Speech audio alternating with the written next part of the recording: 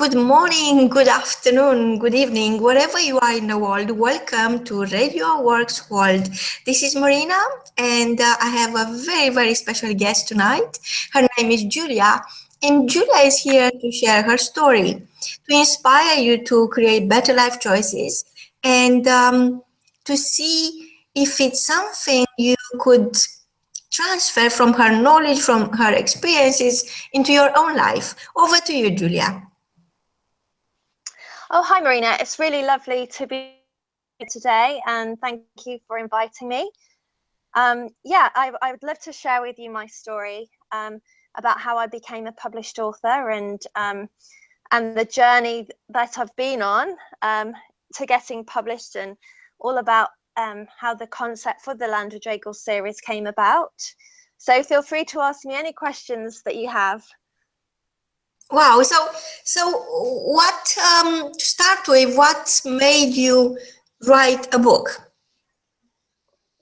Well, I always had a joy for reading right from my childhood. I used to, I was lucky to be born at the back of a theme park, actually. There was just a mill race river between myself and this theme park called Drayton Manor in Staffordshire. So I was quite inspired by this idea of fun and family, and it created a really big imagination for me.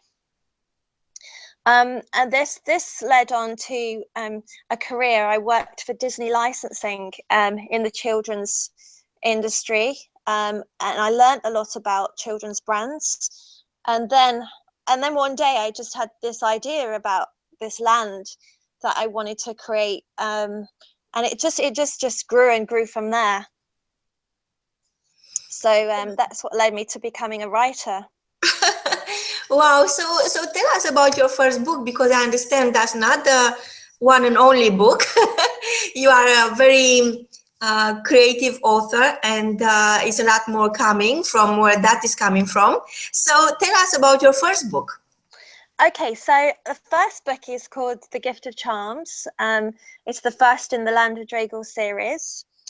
I originally self-published and did that. I got reviews in all the British press, The Sun, The Mirror, The Guardian. I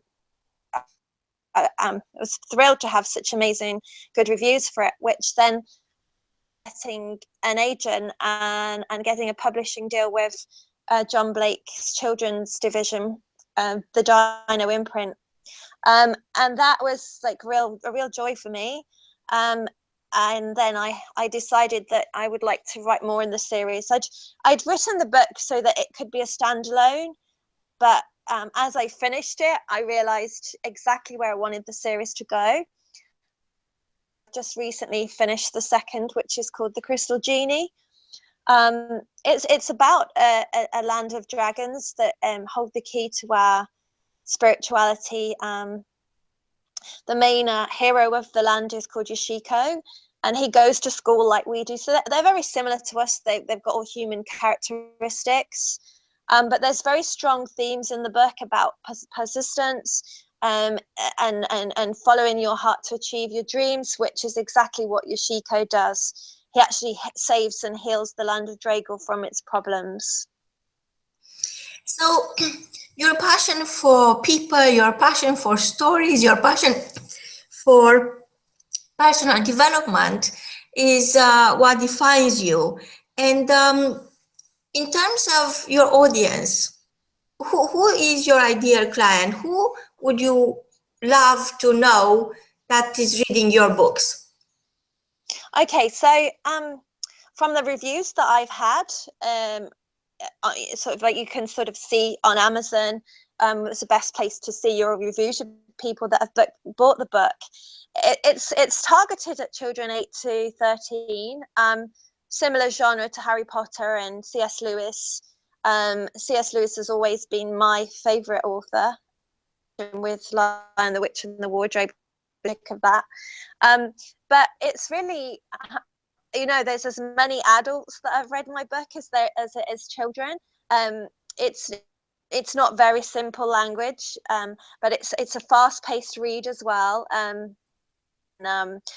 been lucky that sort of it's been quoted a lot as unputdownable, and when's the next one coming out. So I think that adults can also enjoy the book, but my main target is children from 8+.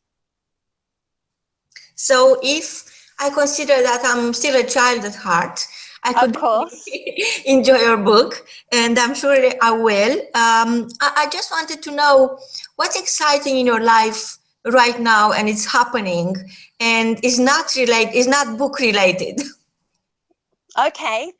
Well, my agent, I've been working a lot in schools throughout the country to promote myself.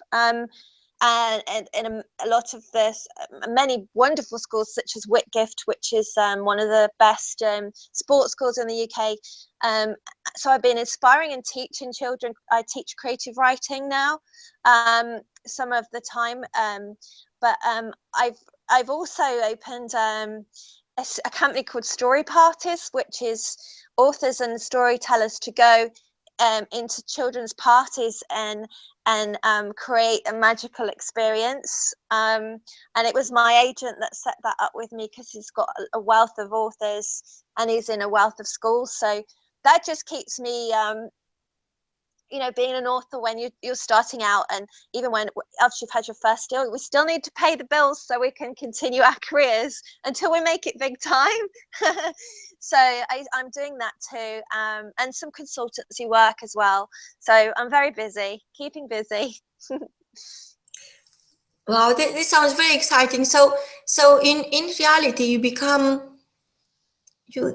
not only an inspiration for your readers, but you created a platform from where other authors could launch their books and share their stories, and it's like another story already happening. Yeah, it is really, because I've got I have 4 ladies now working for me. Each of them have taken a territory, and they go out into their local schools and run these parties, these story parties, along the themes of all the the top books like Harry Potter parties and princess parties and dragon parties, and then promoting their books in at the parties. So there is a business opportunity for any children's author with me now to earn an income to help subsidize them to make their dreams come true. So I'm really excited about that, because I always like to help other people and to give back and